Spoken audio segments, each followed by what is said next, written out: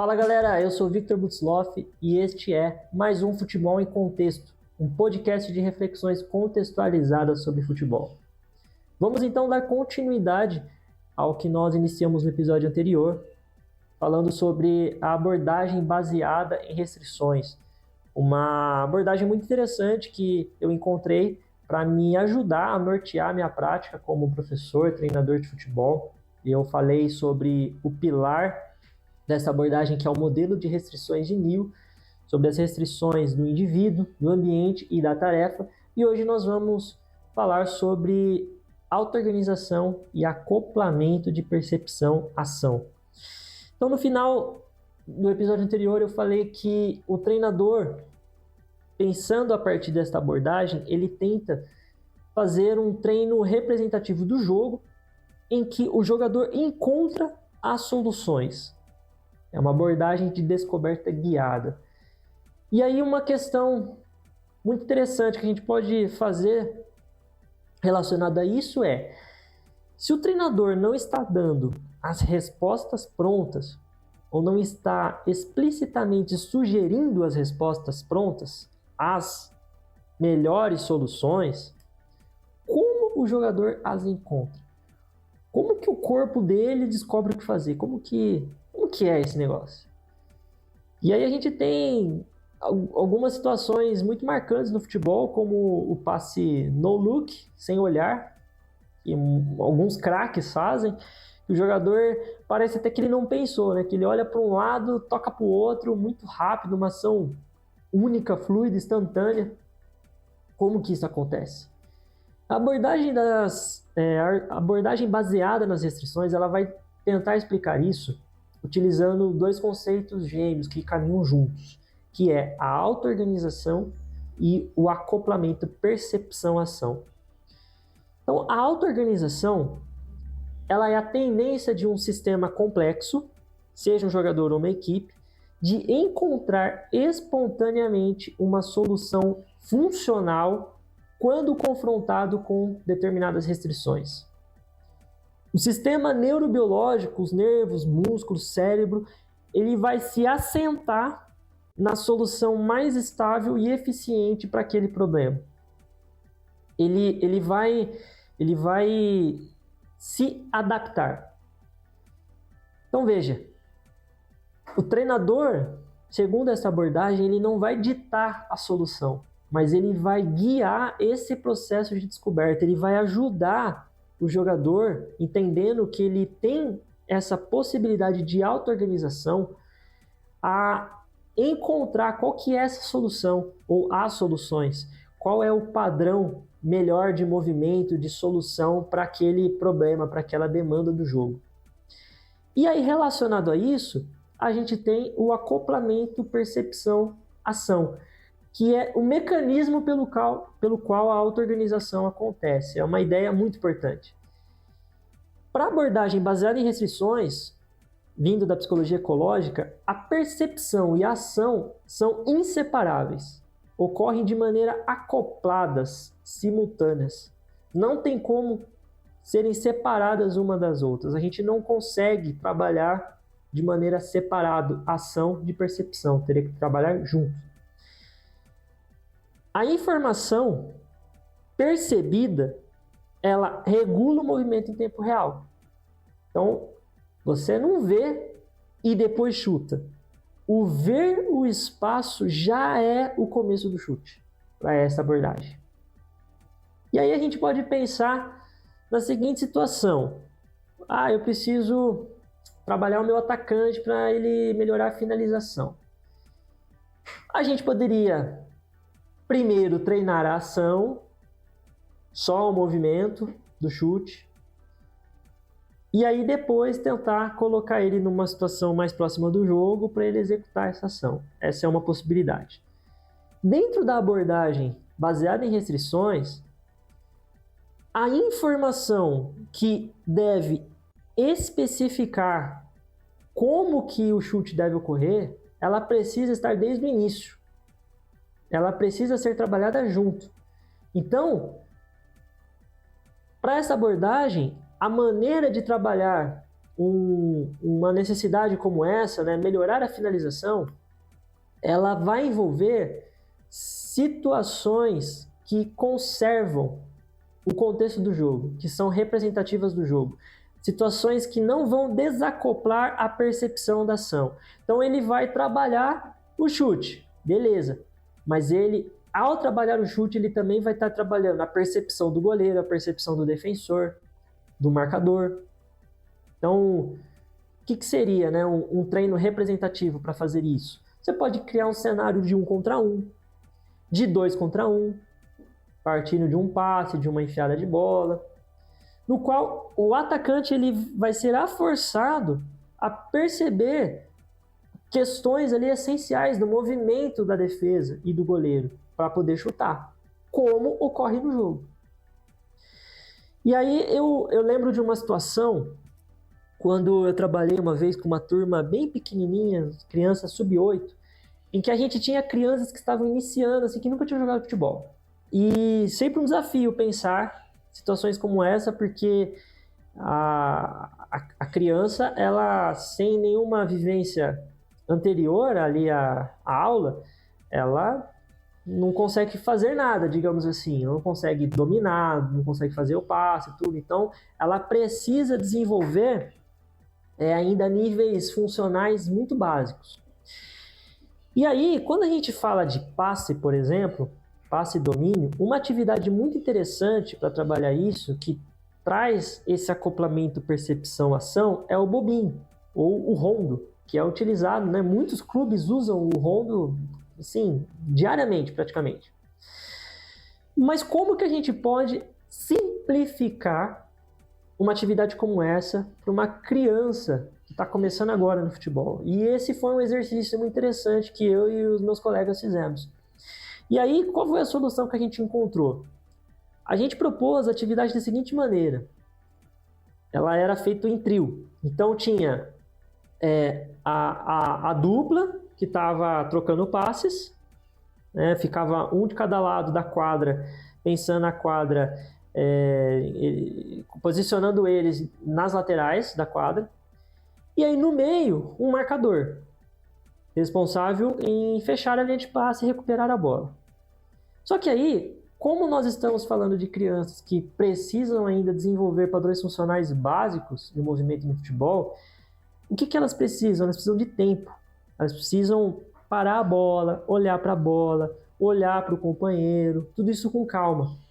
Não dá para ser que nem no jogo em que o marcador já pode vir e roubar a bola, porque daí não daria tempo, né, dela se adaptar.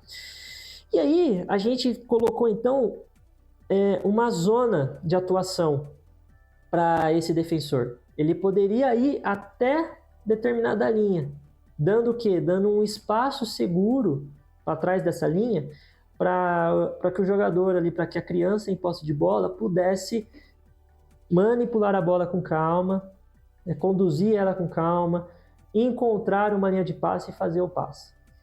E aí a gente tem o quê? Uma situação que é representativa do jogo, porque ela não vai estar dando um passe simplesmente sem intenção, sem tirar de um defensor, sem possibilidade de escolha. Ela vai poder decidir como fazer o passe, como se posicionar, em que momento fazer o passe. Ela vai poder, por exemplo, já tentar fintar o marcador. E é muito legal ver esse processo acontecendo. Tinha uma menininha lá, muito sensacional, que ela não fazia nada disso. E aí, quando ela repetiu essa atividade pela terceira vez, ela já estava o quê? Fazendo isso aqui para um lado, para o outro. Ela já estava encontrando soluções para essa tarefa. E a bola estava passando.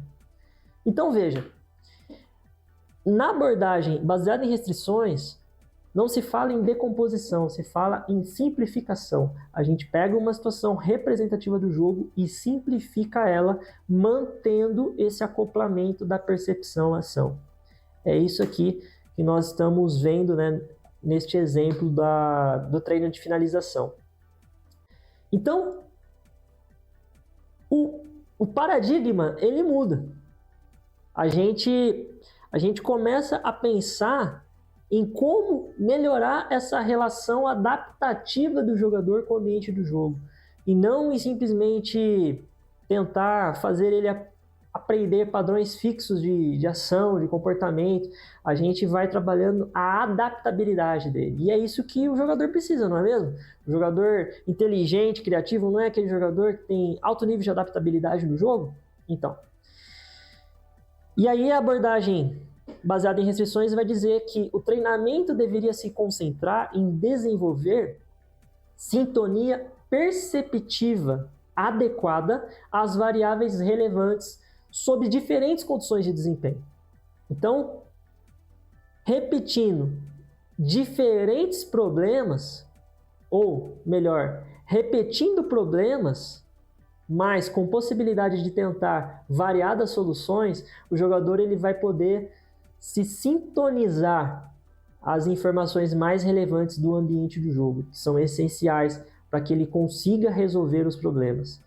Essa aprendizagem perceptivo-motora, ela é muito importante. E aí, uma grande questão que a gente pode pensar, essa aprendizagem ela ocorre de uma maneira mais significativa de forma explícita em níveis conscientes ou implícita em níveis subconscientes. Quando a gente vai na literatura, e foi o que eu encontrei, a gente percebe que essa aprendizagem perceptivo-motora, que envolve esse acoplamento da percepção-ação, essa sintonização às variáveis mais relevantes do ambiente, ela ocorre de uma maneira mais significativa de forma implícita, em níveis subconscientes.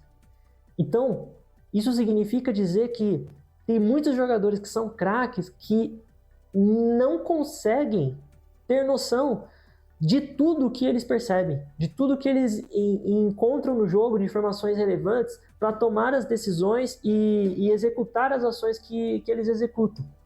Então, assim, veja só, o importante nessa abordagem é a gente dar oportunidade dos jogadores trabalhar essa adaptabilidade com esse acoplamento da percepção-ação. E esse é um desafio muito grande, porque a maioria das vezes a gente tem pressa, né? Principalmente no futebol profissional, que é muito movido a resultado, infelizmente até o de base também tem esse problema, é pressa, a gente quer ver o jogador fazendo logo aquilo que a gente acha que ele tem que fazer. A gente quer que o modelo de jogo seja reproduzido quanto antes. Cara, não é assim que funciona. Quando a gente está falando em aprendizagem, e jogador profissional também aprende, ele não deixa de aprender, ele continua evoluindo, a gente tem que entender que isso leva tempo. Isso leva tempo. Ele precisa de uma maneira muito sutil no treino e sendo educado na percepção dele. E é sobre isso que a gente vai falar no próximo episódio. Beleza? Entrando já nos acréscimos, a percepção, ela pode nos transformar? Ela pode influenciar as nossas restrições individuais, a maneira como a gente percebe o mundo à nossa volta, a nós mesmos, as pessoas. Isso pode influenciar quem nós somos, pode influenciar nossas emoções, os nossos pensamentos. Olha só o que a Bíblia fala sobre isso. Tem um versículo, foi Jesus que disse, que é muito interessante. Está lá em Mateus 6, 22 e 23, diz assim: os olhos são como uma luz para o corpo. Quando os olhos de vocês são bons, todo o seu corpo fica cheio de luz. Porém, se os seus olhos forem maus, o seu corpo ficará cheio de escuridão. Uau!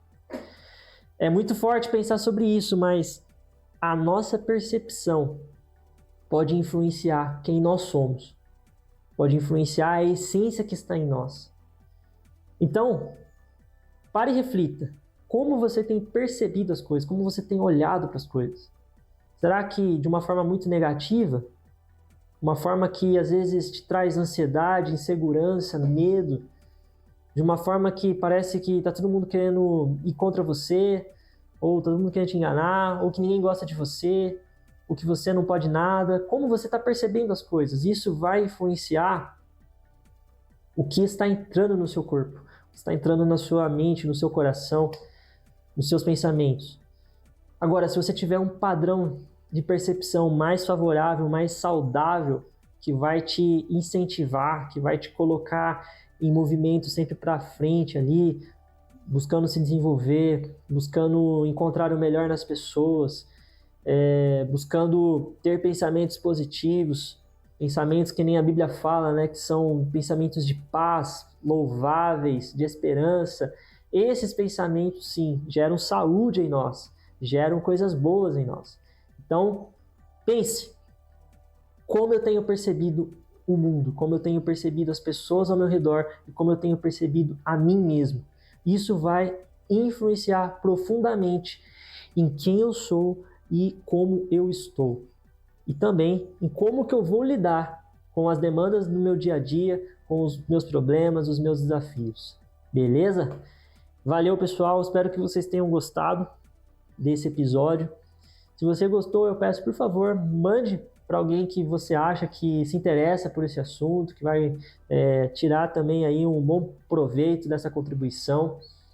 Não deixe de deixar o seu curtir, o seu comentário, de me dar também um feedback. Caso alguma coisa aí não tenha ficado muito clara, ou sei lá, às vezes você tem alguma ideia de assunto, te deu alguma pergunta relacionada a isso que a gente está falando, manda para mim em seu comentário, que eu terei o maior prazer de trocar ideia com você.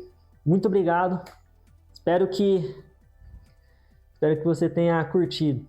E lembre-se, nós somos mais do que vencedores por meio daquele que nos amou, Jesus. Nele, a gente já venceu. Forte abraço e até mais.